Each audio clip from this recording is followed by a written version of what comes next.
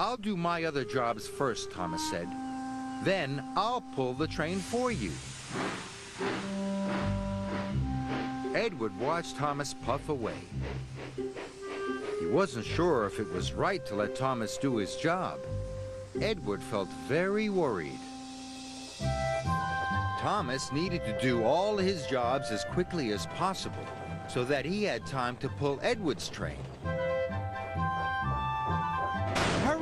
Hurry up, he told the troublesome trucks. What for? What for? They snapped.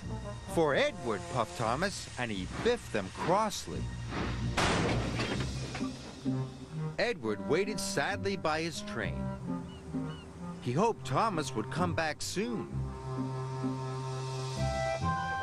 When Thomas finished all his jobs, he puffed back to collect Edward's train. Edward was very pleased to see him. Don't worry, Edward, puffed Thomas. I'll have your job done in no time. You go back to Tidmouth and I'll meet you there later. Thank you, Thomas, wheezed Edward.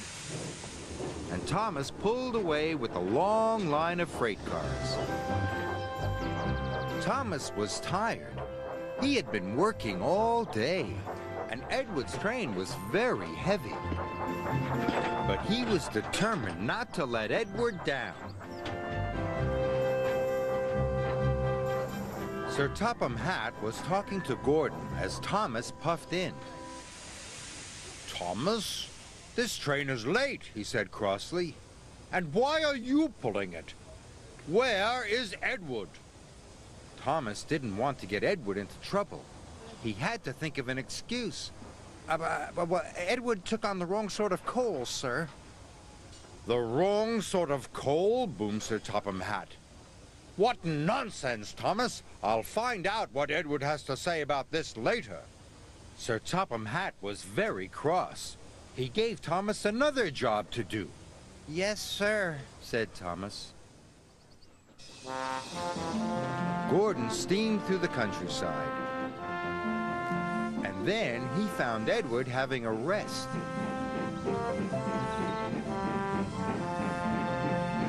What's all this about the wrong sort of coal? Puffed Gordon. Edward looked puzzled. The wrong sort of coal? Gordon told Edward all about Thomas and Sir Topham Hatt. Edward felt very bad. He wanted to put things right. He decided he must go and see Sir Topham Hatt straight away. Edward hissed and wheezed his way to the station. His fire felt feeble. His wheels felt weak, but he battled on.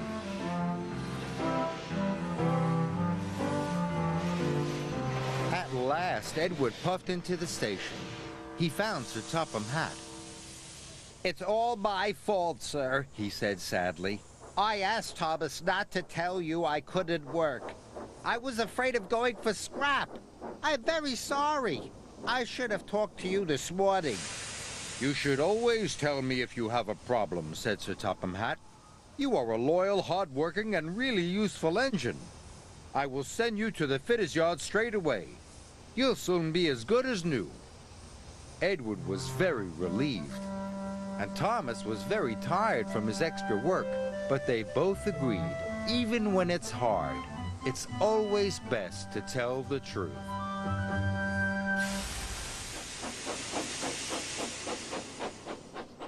Gordon, James, and Thomas are all at the repair yard. Each engine has a different problem.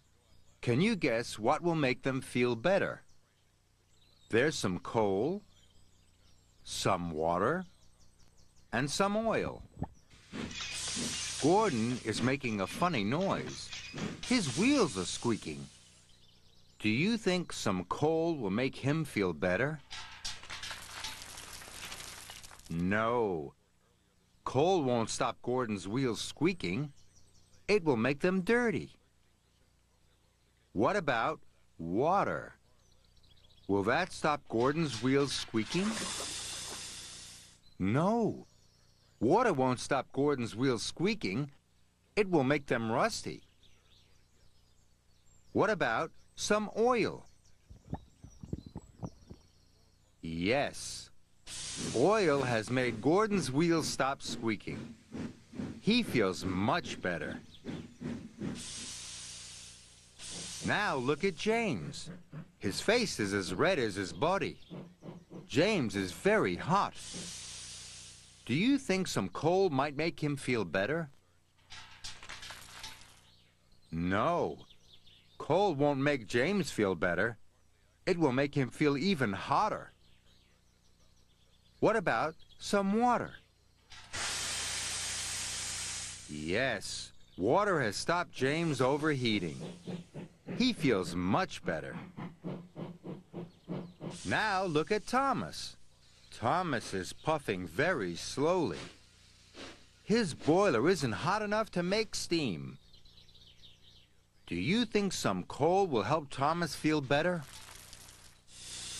Yes, coal has heated up Thomas's boiler. Now he can make steam. He feels much better. Now, Gordon, James, and Thomas are all feeling much better. Well done, everyone.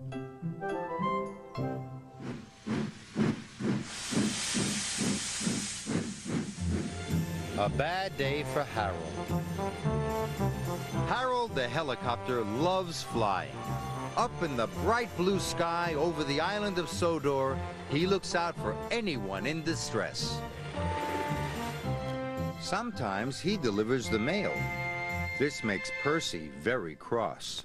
The mail run is done. Is there any more? I can deliver it for you in a jiff. That's what friends are for. Delivering the mail is an engine's job, said Percy grumpily.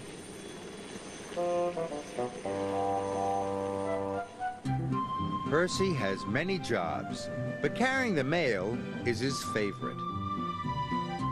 It makes him feel really useful. The next morning, Percy was happily pulling the mail train. Must be on time, he chuffed. But up ahead, there was trouble with the signal box. It was broken. The signal engineers did not know how long it would take to fix. Percy had to stop. It's not safe for engines to run without signals. But Percy was very upset. I'm going to be late, he cried, and it's not even my fault. Sir Topham Hatt was in his office enjoying his toast and marmalade when he heard the news. Percy is stuck at a broken signal. Then Harold must take the mail. Poor Percy was still waiting and still upset.